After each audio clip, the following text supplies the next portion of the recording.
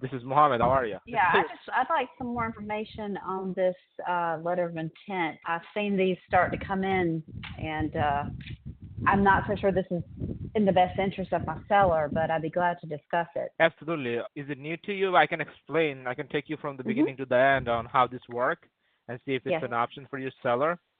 So, so our main business model is we do rentals. So we do like long-term rentals, short-term rentals, some mid-term rentals. We have some corporate houses in Arizona as well, where we work with Hmm. a hospital group called UHS Hospital and HCM. So they do like mid-term rentals and corporate rentals for their doctors. Uh, Okay. we used to until like 2022 we would do just DSCR loan. That's all we used to do. Now we switched over to creative financing because when you take out a loan on 7-8% interest rate, we can no longer profit off of the loan because of the interest rate and all that. So the offer that I made to you is a subject to offer where we are offering to step in, take over the mortgage payment of the seller. Means that we're not gonna assume the mortgage gonna stay on seller name. And on closing, we use a title company called Harry Marsh Law for all of our deals in North Carolina. On closing, we're just gonna take over the title on our name. And that title company, what they will do is they will put specific promissory note in place to protect the seller. Means that let's say we take over the title and this mortgage stays in seller name.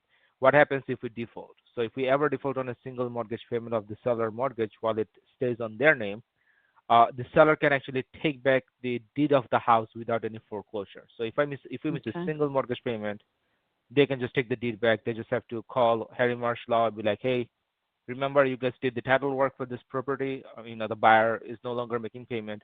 How can I take my deed back of my house? Also, we did not make any payment directly to the seller for their loan. We actually use a third-party mortgage servicing company. The one that we use on most of our properties called West Star. They're nationwide. So every single month, five days before the rent is due, they take out the money from our bank account and they pay the mortgage, and they also send a email to your seller and us to make sure that both of us are up to date on the payment has been made. So they can keep everybody in check. Now let's talk about the equity part. Because definitely, if we are taking over the mortgage payment for the seller might have some equity. I mean, in your seller case, they might have a very good amount of equity because I see that they bought the house about seven years ago on Zillow. So what will happen on their equity is based on their equity and the cash flow of the house or what we can rent for the house for, we're gonna make a down payment on their equity on closing, and the rest of their equity, we're gonna make a monthly payment to them with a balloon. Means that the monthly payment to the seller gonna be whatever the cash flow is. We're just gonna let's say we have a mortgage payment of like $2,500, just for an example, right? Seller's current mortgage payment and the HOA is $2,500, and we can rent out this house for let's say $3,200, right?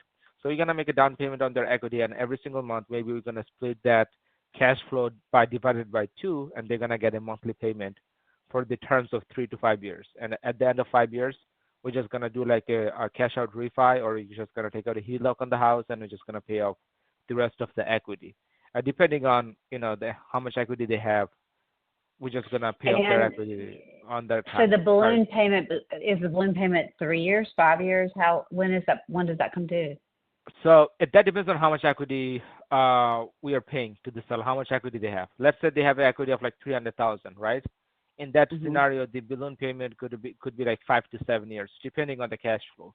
If we can have a very good cash flow in 5 years, we can just take out in 5 years we can do like a cash out refi, and we can just pay rest of their equity in one shot in 5 years. But let's say the cash flow isn't great, right? And the property is not gonna appreciate much at the end of 5 years, then we can maybe push it down to 7. But typically, our cycle of doing this kind of deal is between 5 to 10 years. Means that after we take over the mortgage loan, what we do is we like to keep that um, as a rental for between 5 to 10 years, and at the end of 5 years, we look to refinance the loan out so that we can pay off the seller's mortgage and the equity. Typically, we like to set between 5 to 10, means that at the end of 7 years, we like to either sell it, refinance it to make sure that the mortgage payment and the equity payment is no longer on seller's name anymore. Okay, so that's the typical cycle that we go through. We bought a lot of houses back in 2018 and 19 and 20, with subject to we exited a lots of them back in 2021 and 2022 when the market was hot because you could just list things and it would just go. Everybody would buy it, all right? So we did that a lot. So typically that's our cycle, but it depends on how much equity they have, what kind of cash flow you're getting, and all that. Now you might gonna So be when asking like what's the Well, I'm benefit just to the wondering, seller? they're going to want to know, they don't want it this open-ended. So, I Right. mean, is there a timeline where it won't go any longer than X amount of years? So this is what we can do. We can put between 7 to 10 years for everything, like for the balloon payment as well as the equity. Okay. I So don't in other know. words, unless they can afford to buy another home while they still own this one, they actually cannot buy another home. They Um, can when they were looking to buy another house, if I may ask. Like, what's the timeline look like? well, definitely within the next few years, Next probably two within the years. next 2 years. And what kind of mortgage do they have? Is it FHA or conventional or VA? Do you know by any chance? Um, I do know, but I'd have to look it up. I'll try to look Okay, for it let me while we're just look it up talking. online. Just give me one moment so I can give you a solution for that. Okay. We have a way. We typically, before we actually take over the seller's home, we actually ask them what they're looking to buy, and we give them two options. You either want to buy right away, or you can buy after 12 months. And I'm going to explain both of them to you so you can Okay. communicate that with the seller. So let's say the seller have. Let me just search it up. I should be able to find Yeah, something I more don't have informative. anything in here. It must just be conventional because I don't have anything else in here. Okay, so let's say it's a conventional loan, or it shows as, yeah, they have a FHA loan. It shows online. So Oh, it does. Okay. either it's the FHA loan or like a conventional loan.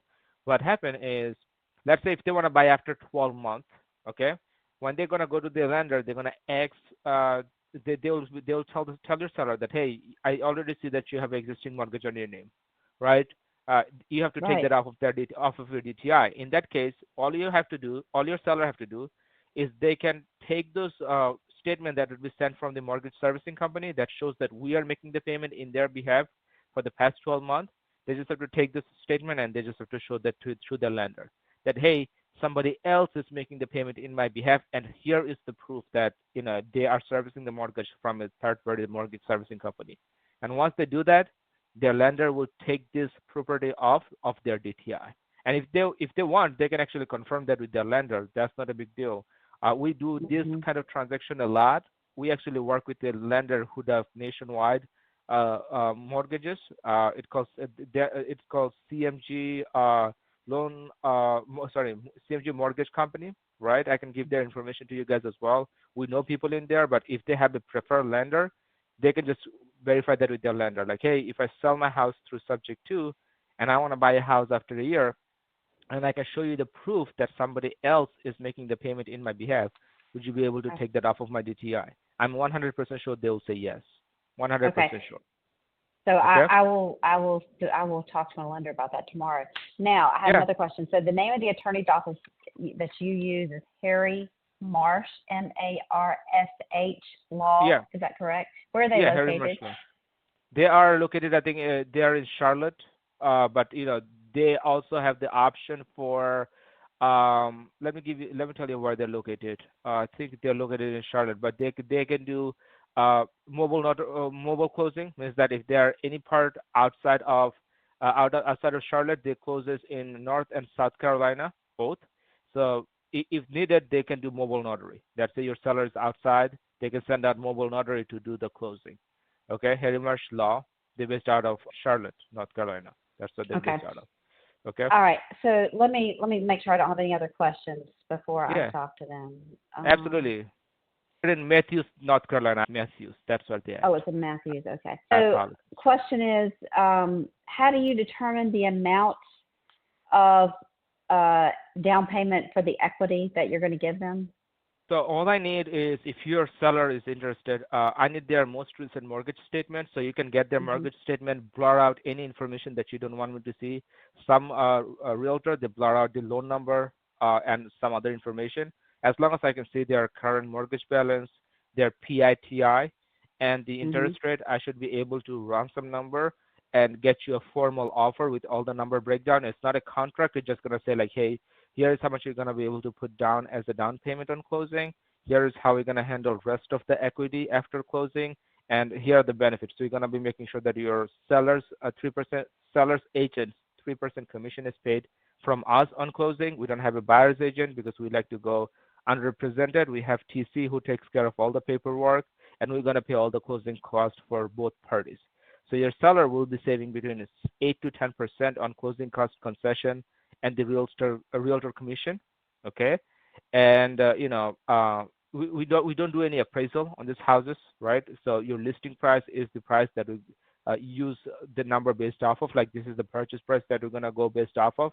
Their equity gonna be like your listing price, which is 465 minus their mortgage balance, right? And then from there we're gonna work out all the numbers based on the cash flow Okay. on the house. I'll I'll I'm going to talk to them, and then I'm going to talk to a lender tomorrow, Sure. and then I'll get back to you.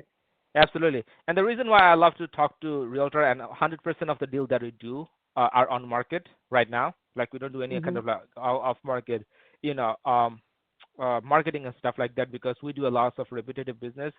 So lots of the deal that I work with the realtor, the first deal didn't work out because the number doesn't work or like the seller is unmotivated. But I like to give you all the information because maybe later down the line you might gonna get somebody who's in pre foreclosure or they have like they're upside down on their equity, right? Or they want to sell fast and they want to wait for their equity. They're willing to wait for their equity.